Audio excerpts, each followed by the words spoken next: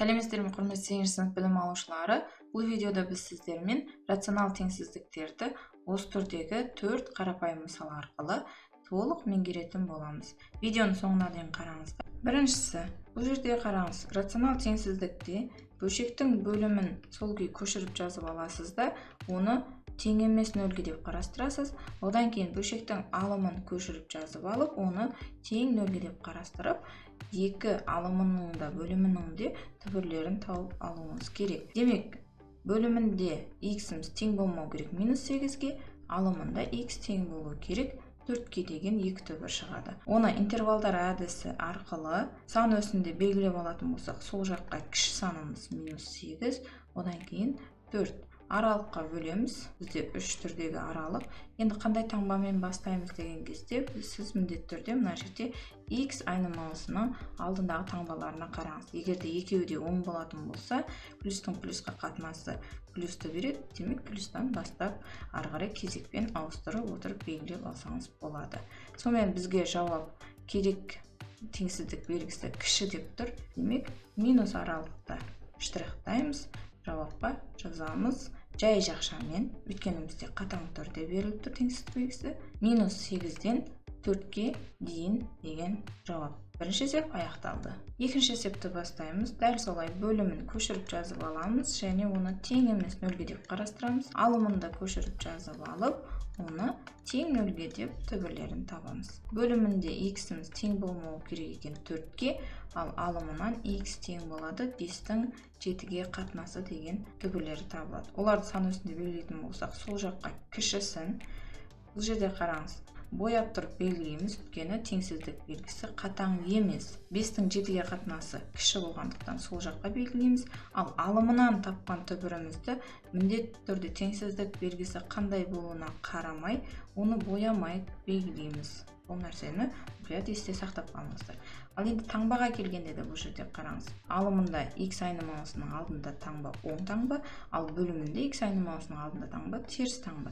Демек, плюстың минусқа қатынасы минусты береді. Демек, минустан бастап минус, плюс, минус деген кезекпен таңбаларын қойып аламыз. Бірден зерттемей-ақ. Енді бізге керегі үлкен аралық, демек, плюсті штрихтаймыз.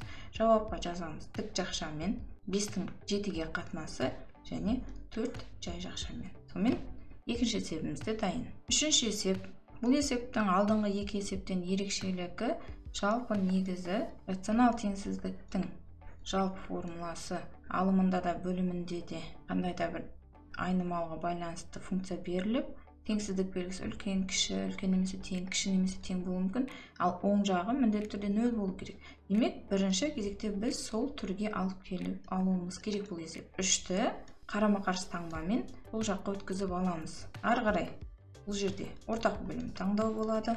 Ортақ бөлім біз x-1 деп таңдаймыз да, минус 3-ке көбейтіп жібереміз. Алымын ақшамдаймыз, жақшаны ашып алып. Сонымен бізде бөлшек рационал теңсіздігіміз дайын. Енді осы уақытқа дейін үйренгеніміздей шығарып бастасақ болады. Бөлімін көшіріп жазып аламыз, тең емес 0-ге дейміз. Алымын көшіріп жазамыз, тең 0-ге деп екеуінен де түбірлерін тауып аламыз. Алымынан бөлімінен x тең болмауы керек екен 1-ге, ал бөлімінен x тең болады минус 3-тің 2-ге қатынасына. Сонымен бұларды сан өсінде белгілейтін болсақ, теңсіздік белгісі бізде қатаң түрде үлкен дейді, демек екеуі де боялмайды. Алдымен кішісі минус 3-тің 2-ге қатынасы, одан кейін 1. Аралыққа бөлеміз. Таңбасын зерттейік. Таңбаны зерттеген кезде сіз түрлендіріп алған мына теңсіздіктің таңбаларын қараймыз. Алымында теріс таңба бар, ал бөлімінде оң таңба. Демек екеуінің қатынасы бізге минусты береді. Сонымен минустан бастаймыз. Минус, плюс, минус. Бізге керек аралық үлкен болу керек. Плюс аралықты штрихтаймыз, жауапқа жазамыз. Жай жақшамен минус 3-тің 2-ге қатынасынан 1-ге дейінгі аралық. Төртінші есебімізде де үшінші есепке ұқсас. Алдымен жалпы түріне алып келіп алуымыз керек. Сол жаққа өткізіп, оң жақтағы барлық өрнектерді ары қарай ортақ бөлім таңдау. Бұл жерде бірден бір-біріне көбейтіп жіберіп, 4x деген ортақ бөлімді таңдадық. Енді алым бөлімін қарастырып шығарып бастай өсек болады. Бөлімі тең болмауы керек екен 0-ге, ал алымы көшіріп жазып алайық.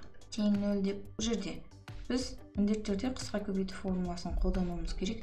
Сол кезде бізде екі жақшамыз 6 азайтылған x және 6 қосылған x тең 0 түрінде болып, екі түбір шығады. Бұл екі түбіріміз плюс минус 6-ға тең. Демек, аралыққа жүктеген кезде біз теңсіздік белгісін қарайтын болсақ, кіші немесе тең деп тұрғаннан кейін бояп тұрып белгілейміз. Ал бөлімнен шыққан түбір боялмайды. Бізде 0 деген түбір екі шетінде минус пен плюс 6 тұрады. Төрт түрлі аралықтағы таңбаларды зерттеуіміз керек.